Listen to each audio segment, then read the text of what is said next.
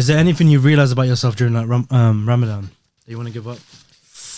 And still, it's like I'm the last of the real. It's like I'm the last of the real. Yeah, I'm ready to go, bro. Islam, how are you, bro? I'm good, man. High in the Ramadan spirit, of course. Yeah. Good to be here.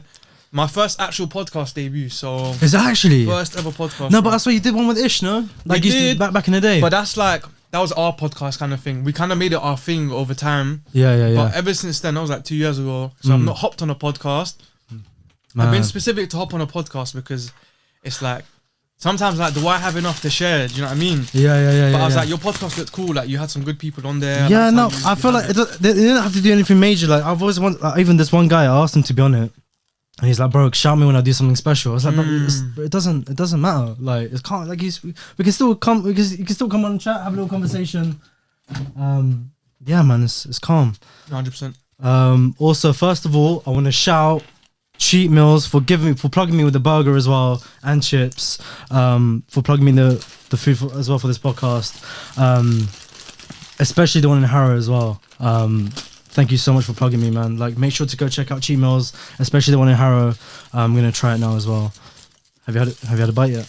I haven't, but tomatoes and burgers, in my opinion, don't really not a good mix. I feel like if they're thinly sliced, yeah, I don't mind it too much.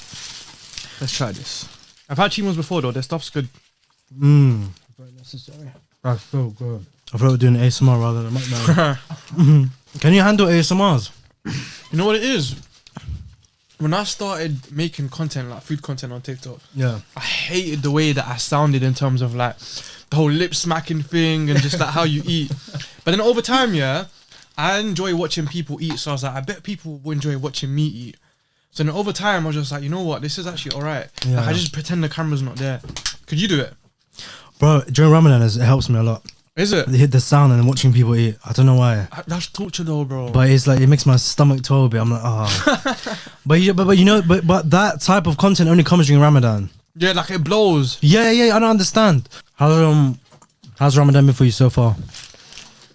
Good, bro. Like, I'll be honest, it's gone way too quick.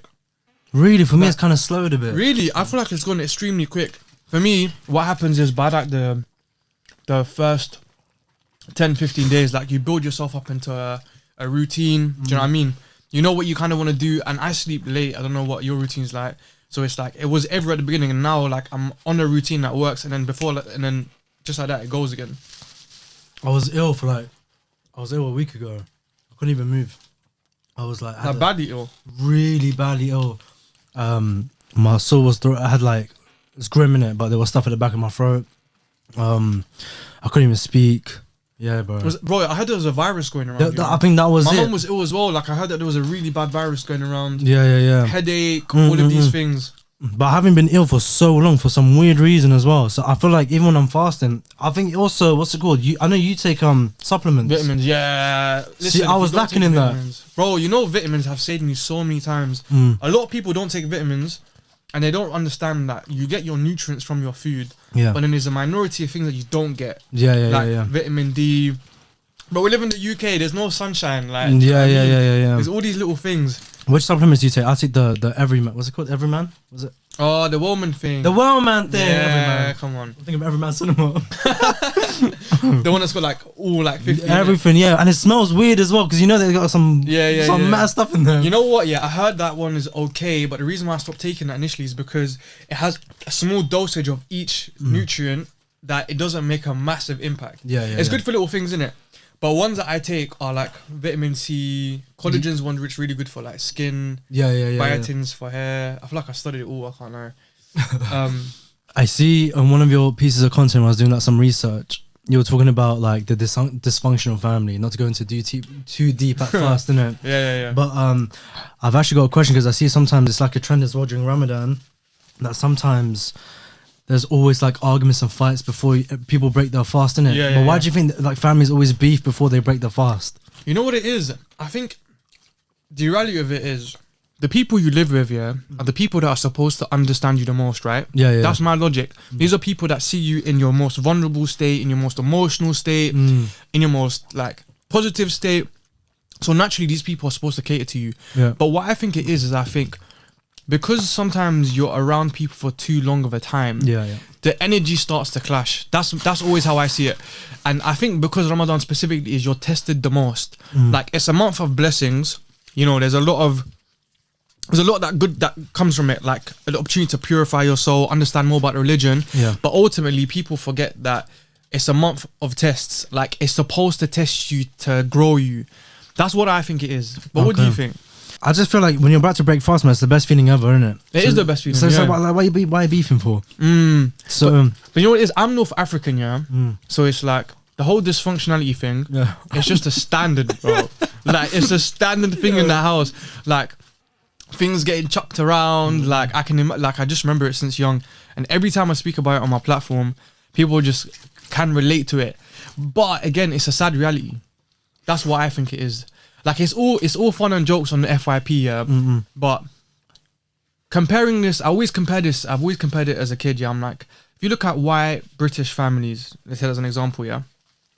Their parents at dinner tables, maybe it's just in the movies, but I think this exists. They'll ask them, "Oh, how was your day? What did you learn today?" And it's like sometimes I used to come home after school, yeah, like during like exam period and like GCSEs, and I study so hard, and it's like I just want my parents to ask me questions like that. And you don't get asked that. And you don't get asked that. Yeah, it's not like in a comforting way. Like they'll ask you in terms of like to check up on you, like you know what I mean. Like your parents love you at the end of the day. Yeah. But like I feel like those kind of families, they're so curious, and I also think it's the intellect side of things. Do you get it? Yeah. If your parents haven't gone to university, for example, they're always gonna try to champion you and boost you the most that they can. Yeah. But there's always gonna be a barrier to things that they can ask you. Do you agree though? Yeah, I agree. Yeah. I see it as well. Like in Hollywood movies, I think I saw like an analysis on YouTube where it was like someone made a breakdown of all the movies, of all like the dinner scenes.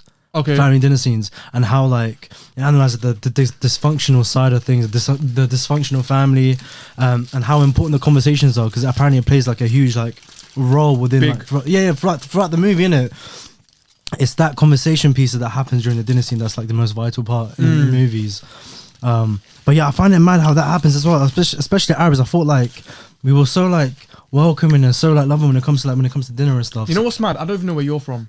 Iraq. Is it? Okay. Yeah. So what's it like now that I've given you like what North African families are like typically dysfunctional? I'm quite surprised. I'm taking back. I just thought Arab families are like, they always come together. They always have like... There is that side though, but that side is there. Like it's the hospital side. Like if you think of Arabs in the Middle East, yeah, are like, we're very hospital. Is that even a word?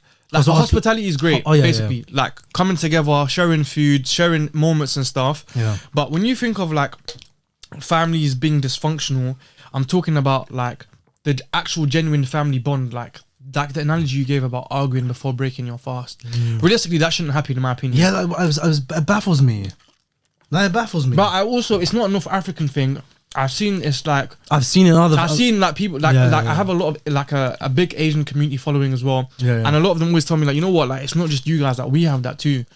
So it's interesting. I think everyone has a little bit of something. Perfect family doesn't exist. And it happens during Eid. Oh yeah. Apparently that's the big one. Oh bro, don't get me started during Eid, man. Eid's a whole nother one. Yeah, like I feel like over time, yeah, and this is kind of what I want for myself. It's like I want such a big family to essentially, how do I put it? Like make sure that everyone has a great experience, kind of thing. Do you get it? Because I come from quite a small family, and it's like I want to have that thing of like kids running around and like giving gifts. Do you know what I mean? Like I kind of had that as a little bit of as a kid. But I don't feel like the whole Eid spirit even is there for me. Can you mention a time, if you can, where you had like a really bad issue when it came to like Eid or Iftar? Oh yeah, like I'll give you Eid, yeah. Maybe like 3 Eids ago. 3 Eids ago, was getting ready to go pray like Eid prayer, yeah? Yeah. Now, in my family, everyone's got this issue of the bathroom.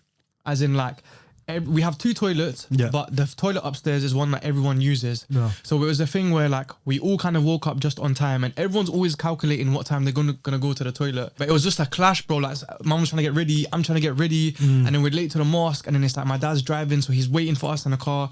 So bro, that was just long. The tension there is like, it's a different the tension. Do you know what I mean? Yeah. So now it's a thing where like Eid, bro. Look, Eid and Ramadan are great experiences, yeah. Yeah. But I feel like because of those little things, they detract from it a little bit. Do you know what I mean? It ruins the vibe. Let's be honest. And I know like a lot of people can relate to this when they listen to this.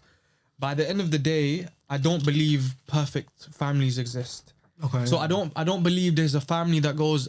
I mean, I'd love to be proven wrong, but I don't believe there's a family that goes 30 days straight and doesn't have a small argument or like the small little something between siblings. Like that's just standard. Do you know what I mean? Is that tough love? Do you have siblings? Yeah, I have a younger brother. Do you get along with them? We kind of do. Kind of do. I think it's like, do you know what it is? I feel like I'm just baiting my family out. No. But I feel like I think it's normal. Like I don't think you're the only one. Do you know what I mean? Like you know what it is? I like to be real with things because it's like on my platform, I try to be as real as it is. Yeah, and that's But in a way, but also I have to remember at the end of the day, it's like, let's be honest. You also have to be real, but also with a lens. Do you know what I mean? Like you can't be fully like just free in your speech completely because there's certain things you can and can't say. Yeah. Do you know what I mean? So going back to my point, being completely open, it's the generation shift. Like me and my brother grew up in two different generations. His current generation has a lot of grew up too quickly, bro. Like the things I see on the net sometimes and on the timeline of people like our age 16, 17. Bro, the things that I was doing at 16, like I would be literally kicking ball in the park.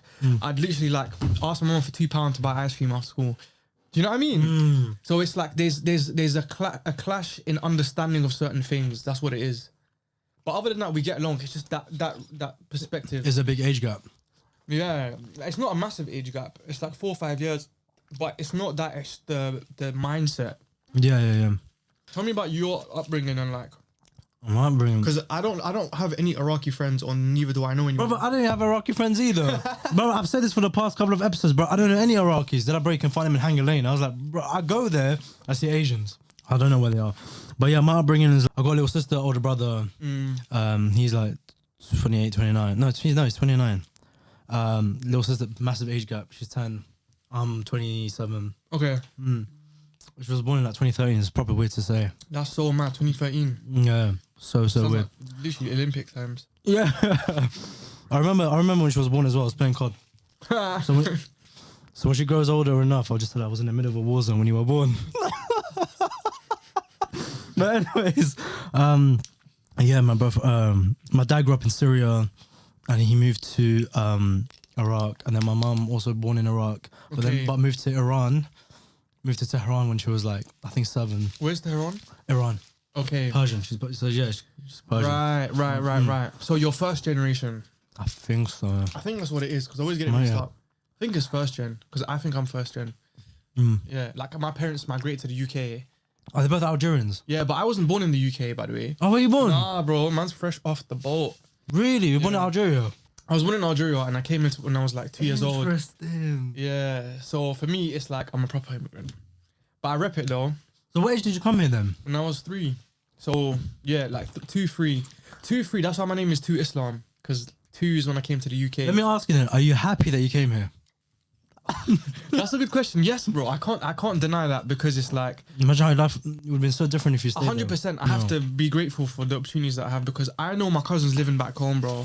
Yeah. And like they are going through it, and it's a thing where I believe you can have money. Like you know how they say money solves all problems, right? I feel like last year I kind of that perspective changed for me a little bit because it's like Really? yeah, because money does solve a lot of problems, but where you have that money matters. Like there's money back home, but the opportunities back home don't exist. Yeah. Like certain educational courses or programs that you want to graduate or go into, the job market is very, very saturated. So you need to have like an amazing PhD grade or something like that. So that for me meant I could still have made the same decisions, but ultimately because of where I lived, if I lived in Algeria, then I wouldn't have the same opportunities. But I feel like the opportunities that you would have had to here, be probably Endless, bro. Yeah. That's what I'm saying. Here, that's another thing why it's like when I look at people that aren't doing as much as they should, I don't look down at them, but I look at them in a way where it's like you could make £100 tomorrow if you really wanted to. Do you know what I mean? Yeah. It's like you have everything accessible to you. So when people nag about their life and they complain about their situation, I'm here for it. Yeah. Because everyone has those moments where it's like you go through shit. Do you know what I mean? Me and you've done that both. I'm sure everyone has too. But it's like, if you really want to change your situation, I know you can. Why did they come here? My parents, just like any other family, to be honest, like literally taking that risk to start a life together and build a family, just based on opportunities. Like I think in that time there's a lot of Algerians specifically like migrating to the UK. Okay. So it's like my dad actually came here for work before, so he had work projects here before we made the move, and I thought this is a great place to live. yeah, so he was here and he was like, look, the money that I'm making compared to I'm making back home makes a lot more sense. Yeah. So he was like, let me take the risk and bring all of them over, and see how it goes. And obviously, like, he would just never look back really. But we moved to Newcastle at the beginning, and my parents told me that. Brother, you're full of surprises. Sorry, man. We moved to Newcastle, so I should have said that. But we moved to Newcastle, not London, and my parents found it really hard to raise me there because they felt very pushed in terms of like racism and stuff like that. My mum obviously didn't wear the hijab then, but because of the fact like that city, I believe at that time had only like it was mainly white middle class people, so it's like it was hard to blend in. It's hard to find your people, like, you know, like in our own communities. I'm pretty sure there's people roads away that you might know or stuff like that you can easily go knock on and ask for a favor or stuff like that, and they didn't really have that. So yeah, What was Newcastle like? I don't remember though because I was 2. Okay, so it was kind of young. So for me, it's like it's all a blur. Like I wouldn't. Did you go to East London then afterwards? Was it Yeah, I've always lived in East London. man. Always in. I thought East, you were like- more of like a West guy, Why'd you say that? because that's where all the Arabs are. Yeah, literally everyone tells me that they think I'm from West, but I would prefer. You To live, seem like I a- would prefer to live in West London. Yeah, How about that? Just for the culture and the vibe. Because even when you told me like, yeah, I live in East, I was like, The ghetto. The ghetto. yeah, Do you see yeah. it as the ghetto? Be honest. East. Do you? Depends what part of East. Okay, so if you put north, east, south, west into order, where would you put east? I put East second, South first, I think. So But some South parts. Are you man Croydon? East is up there. Yeah, we're south. Yeah. yeah, they're looking down at you. You're looking at There's so much tension. Some parts. Ilford is ghetto. Yeah, that's east. Ilford is ghetto. Ilford is ghetto. Ilford is ghetto. I've mentioned this before. I've never seen so many police cars in my life, bro. Yeah. Ilford is not the place. There. So you put- Is that you Ilford sides? No. Okay. No. A man is not from Ilford. Yeah. But in the south, southeast, and then what? North. Nah, you're telling me you put south, east, north. Can I tell you something? Bro, What- you got to remember. Okay, go on. No, go. No, I was gonna defend east. I was gonna say like you have to think about what east has, bro. Do you know what I mean? There's stuff like the Olympic Park. The food places as well. The food places, a lot of food places in the east. The Olympic Park one is one that you can't violate. I always bring that one up because I'm sorry. I don't know why I'm slagging off these places, bro. West as well. There are some ghetto places in West. I don't know. Have you been to that. Bush? Bush ain't really ghetto. God bro. damn. Is Bush ghetto? Bro, yeah. I think it's so Do you know why I ghetto. don't see Bush as ghetto? Because I see that Westfield as the proper Westfield. Like I can step in there and get designer stuff without having to feel harassed by pigeons on my way in. Do you know what I mean? That's why I feel But you like. see, the Stratford one is the biggest one, right?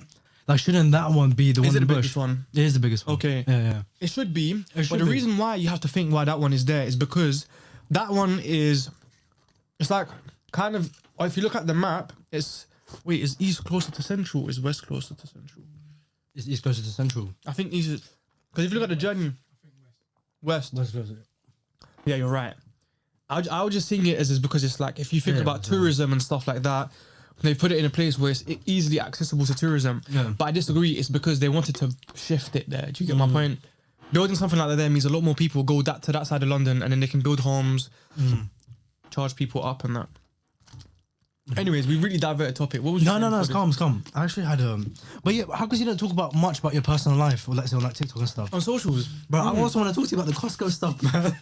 chat to me. What do you mean? Because that's interesting. Like I like when I speak to people about my platform because How about this? Let me start this way. Go on. What's the biggest misconception about you? ooh, When I see your content on TikTok, the biggest or like when people see your when people see your content, what's like the biggest misconception? Someone must have written a comment like, "Oh, he must be like this." Oh yeah, that I come from like a rich family, or like I have like a really well off life. That's what my I'll biggest. tell you why I think that. Go on. Because you buy so much groceries. He does like Costco content, TikTok, like food hauls or like what Aldi. Yeah, but that was all in the past. But yeah, that was what grew me. if we'd say that. Okay. Yeah. But sometimes when you do the Costco ones, Yeah. I'm like, this guy must be balling. You know Brother, what? brother? You just read the name and just dash in a basket. Read dash. I dash how many in the basket though? Everyone thinks I dash all of that in the basket. No, all of that is dash in the basket. Okay, what is it, party at? Nah. You have to remember at the end of the day, yeah, social media, I will only show you what I want to show you. Okay. You get it? So it's like I as a creator, this is just how every other creator thinks, yeah. As a creator, I'm gonna mold and shape my content to make sure it suits my audience, Yeah. and does well for the algorithm naturally. Yeah. But being real with it, that's the disparity that you have to look at. There's a certain box of creators that might not be as real with it, but that's how they choose to be. With me, it's like I'll do stuff like that, and I'm still myself. But I'm still also thinking strategically at the end of the day because I have to eat too. It's facts. Like this is obviously something I do full time now. So ever since I went full time in it, I was just like, I have to be more strategic about how I can make this work for me. But also remaining real because people do see through that. Okay. But the Aldi stuff, I just had to put that to the side because it's like, going back to your point as in like, why don't I post more about me? That's what I'm trying to move into more now. Like I'm trying to build an audience that wants me for me as opposed to wants me for tips and tricks. Do you know what I mean? And But like when I see sometimes like your content or like other people's content, sometimes I'm like, I want to know more about them. so what would you do? You feel like you will know me well through my content? Be honest. Through what you've seen. Partially. Partially. So what do you think you don't know or would like to know? Like if You do like hacks, tips and tricks, food hauls, and I'm like, okay, it's got interesting lifestyle. Everything's just so well organized. But what is it about your personality? What is it that you do? I don't know, a bit more about the family, maybe. You know what it is, yeah? Maybe I've missed that side of. Going to that point around like people think I come from a well-off lifestyle in terms of like I travel a lot, I go to cool places, like I do a lot of cool things, alhamdulillah, like that's all God. But it's at the end of the day, yeah, it's like that wasn't instilled in me growing up. Like in terms of like I never people around me, my family, I never used to see any of that. Like as a family, we'd maybe go on 1-2 trips max a year because that's what we would be able to afford. And if that, it would be back home, or it would be things like, you know, like when my parents, like I'll be honest, I'm not gonna sit here and pretend like I didn't get things as a kid. Like my parents worked really hard to give me the best upbringing, but there's also things I couldn't get because it was too expensive. Do you remember those Heelys shoes? You remember Heelys? You wanted them? Heelys, bro. You wanted them? Yes. Like, you seem like a Heelys guy. Bro, I walked past that shop, yeah. Bro, Did you want Heelys? Heelys was the it, bro. Heelys was it. I'm telling you, Heelys is cool, man. I can't lie. I can't lie. I feel like I did want them at one point. But I can't like looking at it, I don't know what the logic about that is. Like you're just, you know what I mean? You're just lifting your foot. But they look quite difficult to roll with. You're just gliding your foot for like 2 seconds, bro, and that's it. And then you literally clunk your feet for the rest, like. But the way kids do it, I've seen kids do it. Like they'll be walking normally as if so cash. Nah. Bro, it's mad. What the fuck? Where did that rolling come from? That is hilarious. But yeah, going back to my point, I remember seeing that, bro, walking past the shop, yeah, and I was like, oh, I really want that. And I just stood there. My dad was like to me, yeah, I'll get you that as your birthday gift. And a couple months went by and he bought it for me. And I was like, the first big thing he's bought for me, like he could afford it, have to save up for. And I was so gassed. And it's like, I look back at that, yeah, and I'm so grateful for it because I feel like if I didn't have that and I was spoiled to somewhat, then I don't think I would have worked as hard for certain things that I have. And the reason why that's the biggest misconception is because the problem with socials is people, like, as I said, creators only give you what they want to give, right? And people only look at that with a certain perspective to think, oh yeah, this person's got a great lifestyle. When at the end of the day, they don't understand that I'm only showing you 20% of 80% of my life, 20% of my life, 80% I keep, but trying to be real with it at the same time. That's the balance that I'm trying to get. Right, okay. But I know what you mean about being more personable.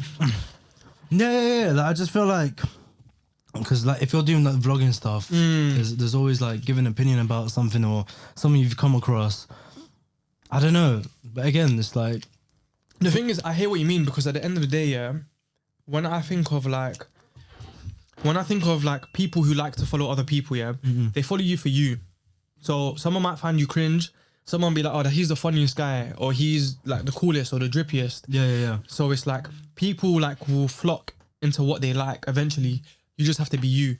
But that's something that I'm working on for this year. Like that's the goal this year, to be more personable with my content. Yeah, you should, man. Are you going to Umrah, right? Soon, man. I'm literally going in the next 2 weeks, inshallah. Oh. Is that the group of Ish? Yeah, so basically it's a Umrah agency that we started together. Yeah. Me, Ish, and 2 other close friends, and we literally thought of the idea whilst in Umrah last year, and we just came up with the idea that a lot of people don't have the opportunity to go. So it's like, we remember having that opportunity to go in a guided group, so we thought, let's create something that would work. Because I believe there's a lot of wrong influences out there, right? So it's like, we just saw it as a positive platform that we could work on together, really. But yeah, man, I'm super excited. Is there anything you realized about yourself during like Ramadan that you want to give up? Music. Oh, brother. Music, man. I can't lie to you. Like, music has destroyed my soul. Bro. What, are you saying no? No. I'm not saying no. But No, because I like the topic. Because I'm I love music. I can't give that up. Bro. Do you know what it is, yeah? I have this belief that music is good and bad for you.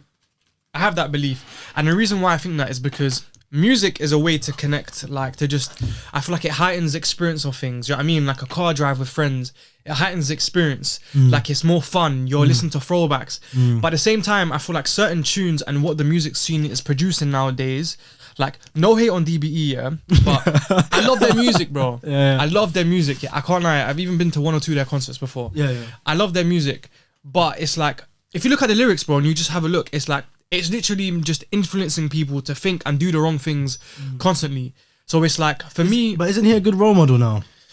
See, look, I watched his, like, he did a vlog recently, yeah? And it was like, he took a group of brothers and he had Iftar with them and stuff like that, and I respect that. And the reason why I respect that even more, because he's a rapper and he's being really personal about A, the things he's doing, and B, he's showing a positive side to what that scene has done for him. Do you get it? Like, the affluence and stuff. What he's doing is great. By the end of the day, I believe he himself knows deep down that, like, that's not be or end all. Like, that's not do you know what I mean? That's not where he wants to fully take his life. I can't comment on it. But going back to music, I believe, like, music is damaging for the soul because of the things that you listen to. Like, bro, you know, like, a lot of things sit in your subconscious when you turn that song off and then you go to bed or whatnot. And it's like, these things will sit in your head whether you like it or not. You know, it might take your brain to do the wrong thing or do whatnot or pick up whatnot. Do you know what I mean? And because you love music, right? I love music. I agree that it can be harmful for the soul. Yeah. I'm not going to take that away. Okay. But I feel like it puts me at peace. But I don't learn from it.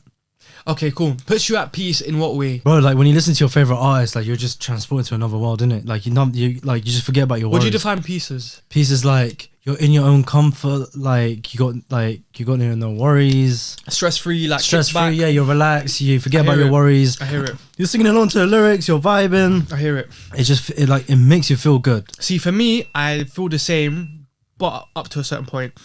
It's capped. It's capped in terms of, like, I could listen to the Quran, right? And if we take it to scientifics, the beats, the rhythm, the way it flows, I could listen to it for hours on end, bro. Do you feel like you could listen to music 24s? Absolutely. Because I used to be that guy, bro. I can't, brother. I'm guilty. I'll put my hands up and say that I can't give it up. Swear down. Is that bad, bro? But could you listen to it, like, day and night? Yeah. So you wake up, listen to it, go to bed, listen to it. Yeah. How does it make you feel inside? At peace, like, calm. But Ramadan is the only time when I put Yeet on, I'm like, maybe I should listen to the Quran. Maybe. Let's switch. But okay, now I've got a question for you. Is that because you feel guilty? It's guilt.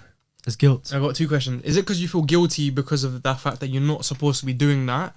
Or is it because you know that that's not what's right for you? Which one? It's guilt. Okay. It's guilt. Hear it. It's guilt. I hear it. Yeah. But is that bad though? Should I be it's not during Ramadan, right? Do you know what it is, yeah? Do I have to give up during Ramadan? I can't comment on what you should and shouldn't do. Yeah, because my relationship with God is personal. I was about to say that. Do you know what I mean? Like, that's that. But people, how I see music is, again, it's down to the lyrics. So I feel like if he's rapping about some next thing, comments about are gonna taking get her, to me now. do you know what I mean? How fucking dare you? Yeah, get ready for the trolls. But like if what he's rapping about is something that you know is completely off, like on a mad one about taking something to the bathroom and bending it over, yeah, and you're going like 40 in your car and you know that you're fasting right now, yeah. To me that's wild because it's like you could be picking any other tune to be listening to right now, bro. Do you know what I mean? I can't. I'll be singing along as well. Why can I imagine you singing along to that as well? That's mad.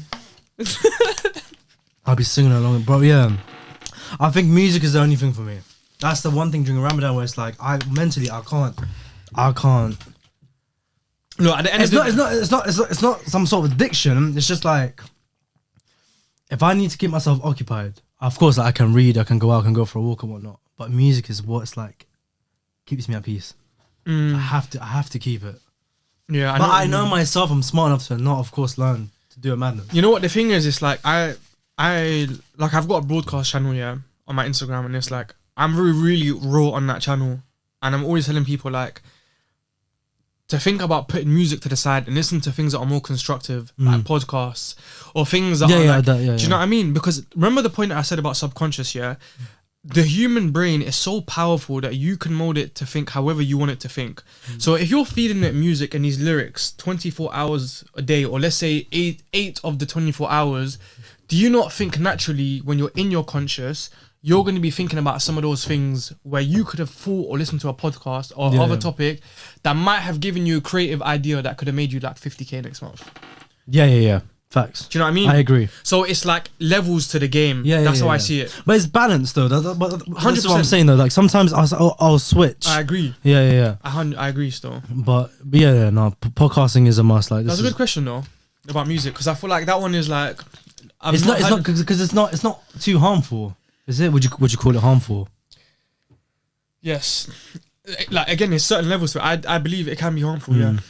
Listen, we're not trying to get like cancelled on this. Yeah. But it looked like the Illuminati and stuff like that. Like, bro, I was in LA, in January. I was in LA, and that was the first instance of like the corrupt other side of the world that I had properly.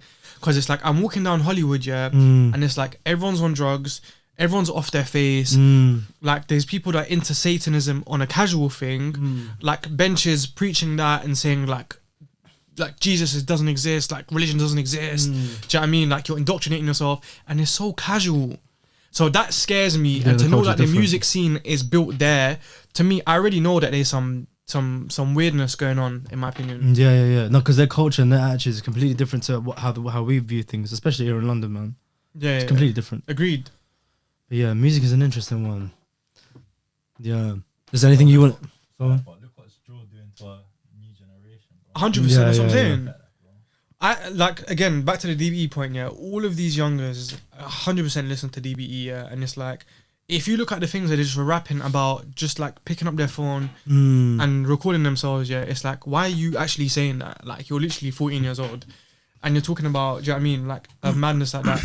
I don't think it's a problem for bands, but I think it's a problem because it becomes normalized. So when lyrics like that become normalized, the topic itself becomes normalized, and then people go do certain things, and then there's, do you know what I mean? Like there's pregnant kids at like 14. So madness like that. That's how I see it. What's another thing other than music?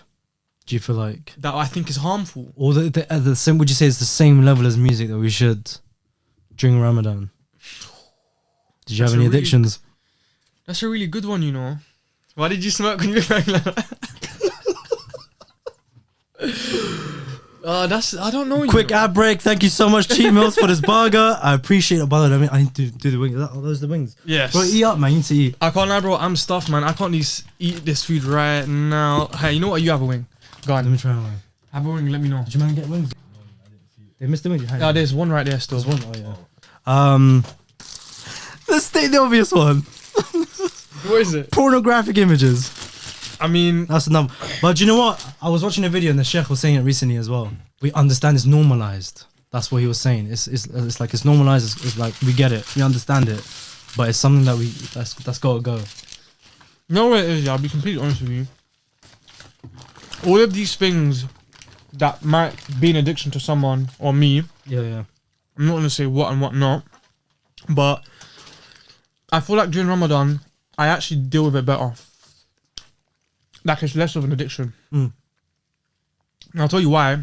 Is because like music and stuff like that as an example, yeah. Because I know what my goal is, and I know that I'm gonna feel way more guilty doing it then, I just don't do it.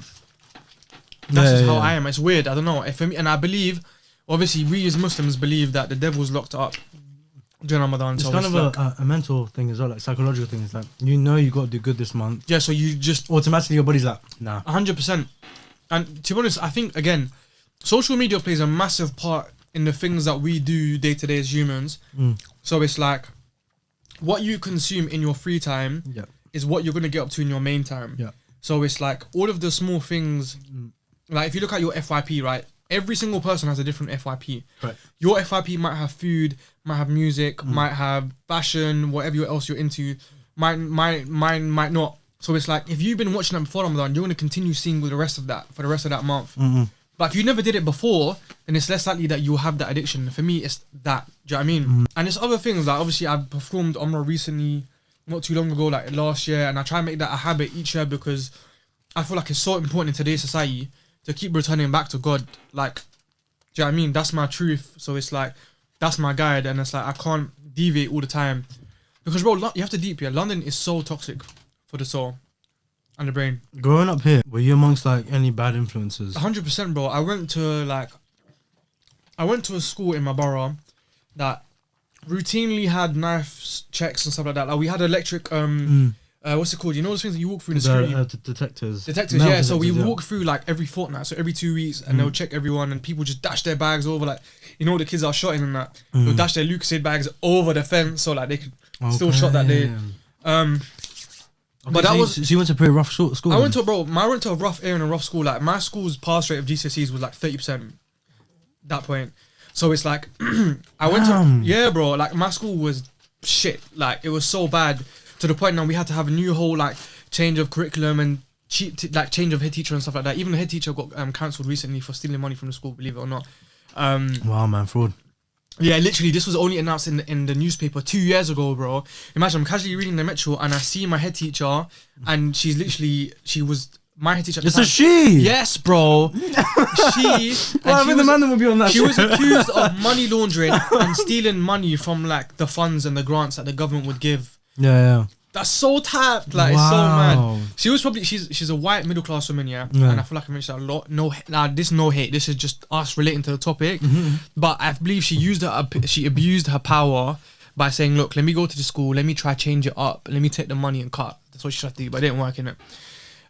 Well, she tried. She tried, but nonetheless, like I didn't go to the best upbringing, best like performing school. Also, yeah. But in the end, I was one of the like best performing students because of the fact that I refused that label that the school put on me.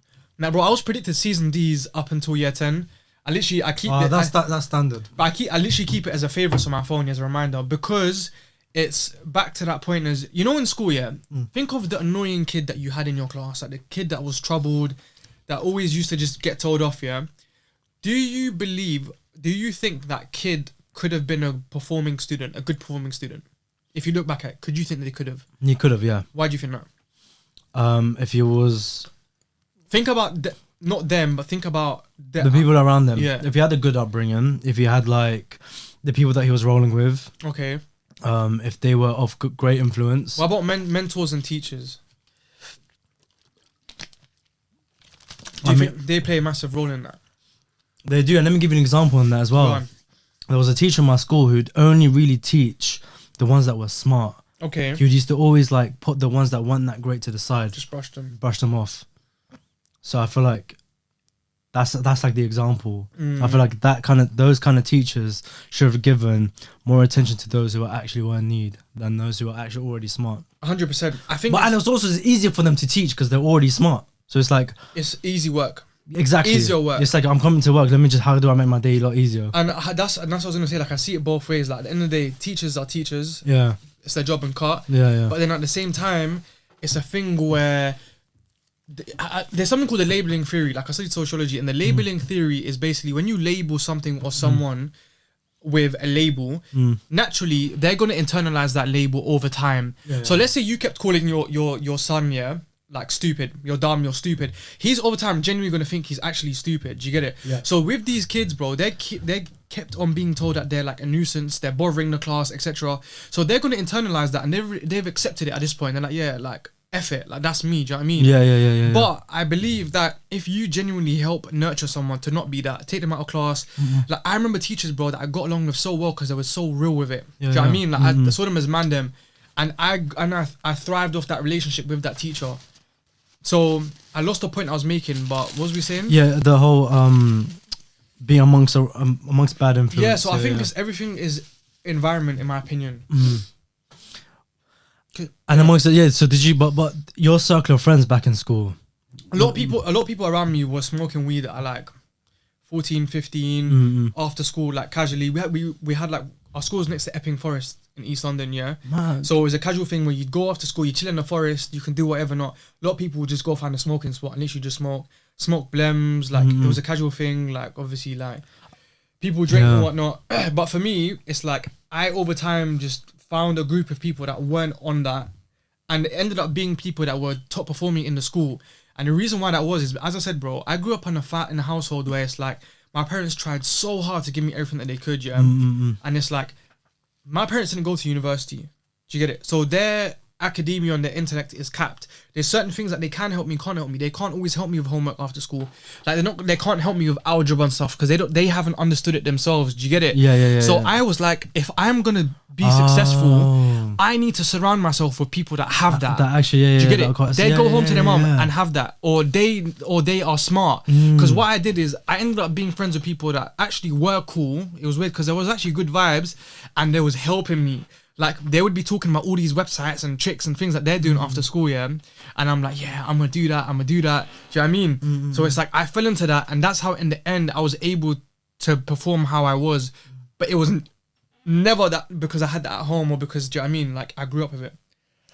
So you're kind of like self-taught in a way. So you're just like, how do I even teach myself? Yeah. I had to, bro. Like, do you know what I mean? I had to. That's also what the tips and tricks comes from, I think, from my videos. Maybe you're like, yeah. Because I'm such a tips-oriented person. I'm one of those people that always try to find a hack in something. I'm like, if something has to be done in 3 hours, I want to know how I can do it in 1 hour. Yeah. But tell me how you finding your food so far? I've had cheat meals a couple times now. Slaps. I like the fries. You know the fries, they taste. I've had Five Lads once. 5 Guys, sorry. 5 Lads. And the fries, yeah, there's a 5 Lads in my area. There's a 5 Lads in my area, innit? There's a 5 Lads? Yeah, in my area. That's crazy. Nah, it's good. You know when it's good, bro. You know when a geezer's like walking past you, like, do you know what?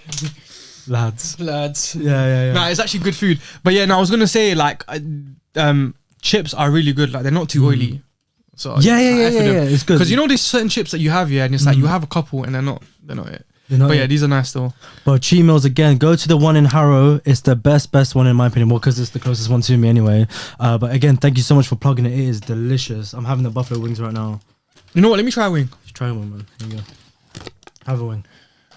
I'm gonna do that. Pretty good. What's the time, by the way? I don't know what the flavour was on the other one. What was that one? That's barbecue. Okay. Is it good? Yeah. Which one's barbecue? That one. Oh, this one. Yeah. Okay. Calm. That was actually delicious.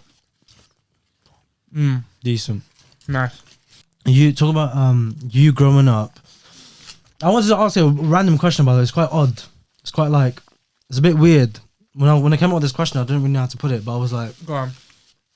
And I think you and Ish were talking about it on a podcast once. It's like having worries when you're like older or like when you're a dad. So when you become a dad, do you worry about like, am I going to become a great dad? It's a weird question.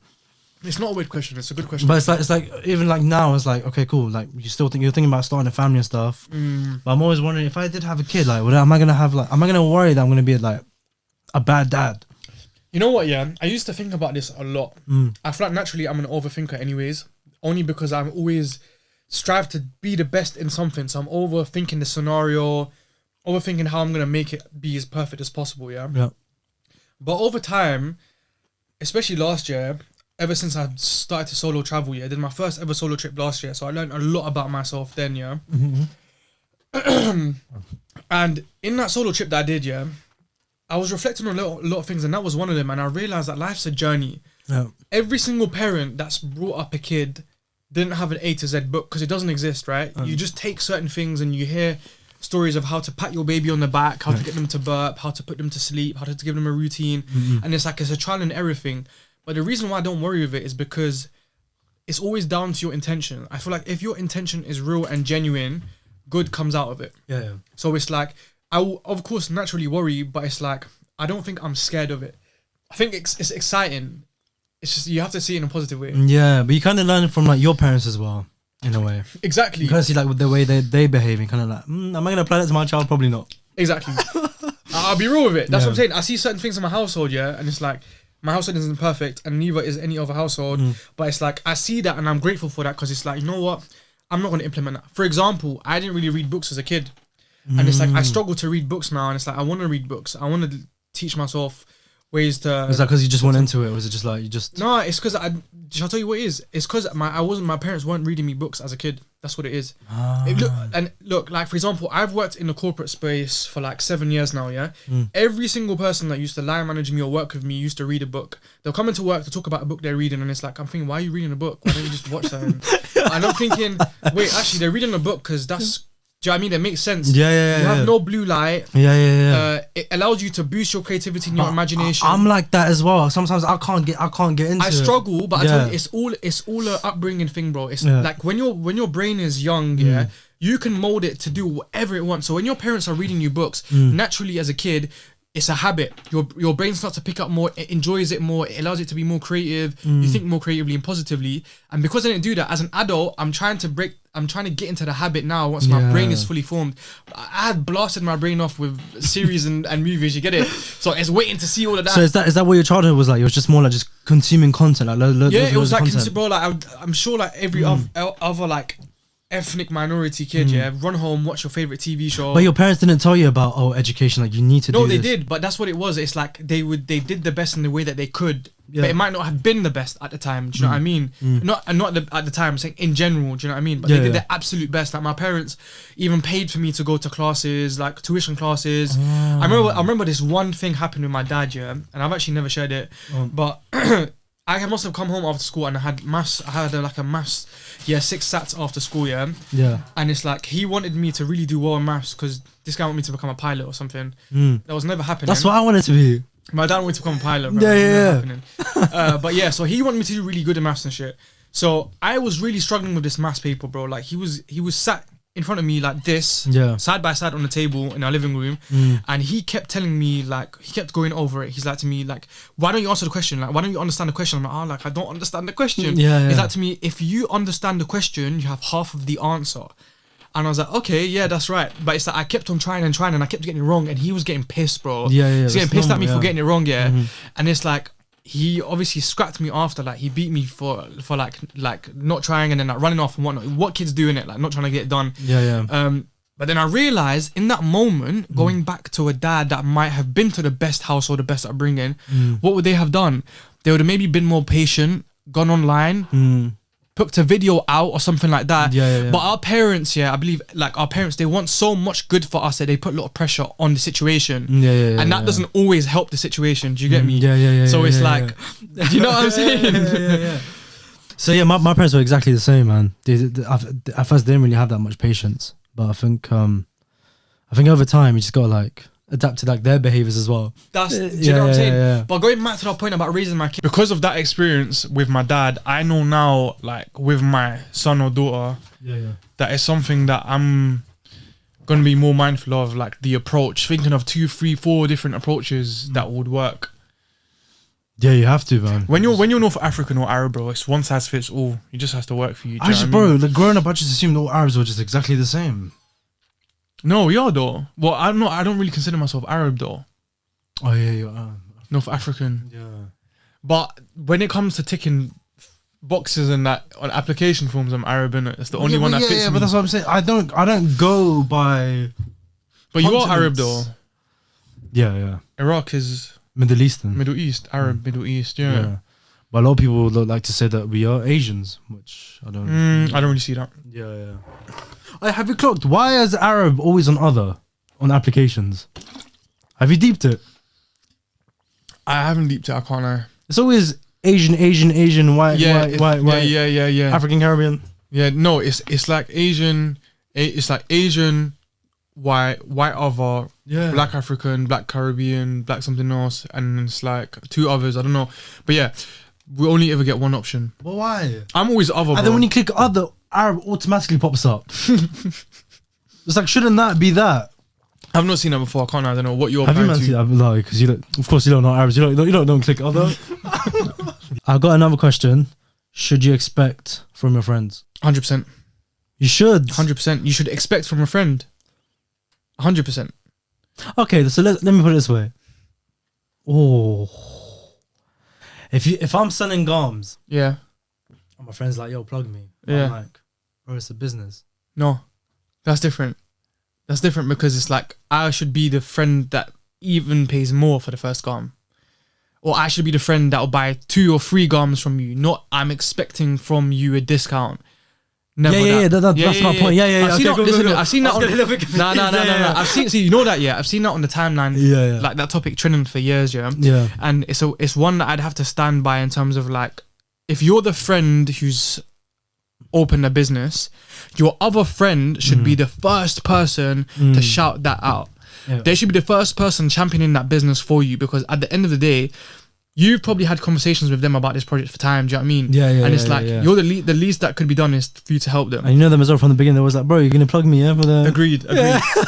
But with the first, I want to explore the first thing that you said, and it was expect 100%. You should expect things from your friends in general, because I believe, for me, in all of the friendships that I have, I've thrived off the 50-50 give and take relationship. I give you, and I take from you, and I give you. Do you get my point? Yeah. As in, like, you give me something, you teach me things, you bring me laughter, you bring me, do you know what I mean? You bring me ways to earn money, whatever it is, and then I give you X, Y, and Z back. That's why it's called a relationship. Yeah. It's something that works both ways. I could never be friends with someone who just takes. I've had those in the past. I'm not gonna lie. Bro, my friendship group went from like easily 12 to 15 to like 4 from That's last mad, year to though. 1. It dropped like that in the space of a year. But No cap. why do you think that is? Because I Is that just- from expectations? No, I dropped people because I dropped people because of the fact it's like, as you grow as a person, Yeah. you have, I see it as a peak, right? As humans, we have like peaks. Certain people's peaks might not match yours. Like someone might have peaked in their life and all they want is their job, their dog.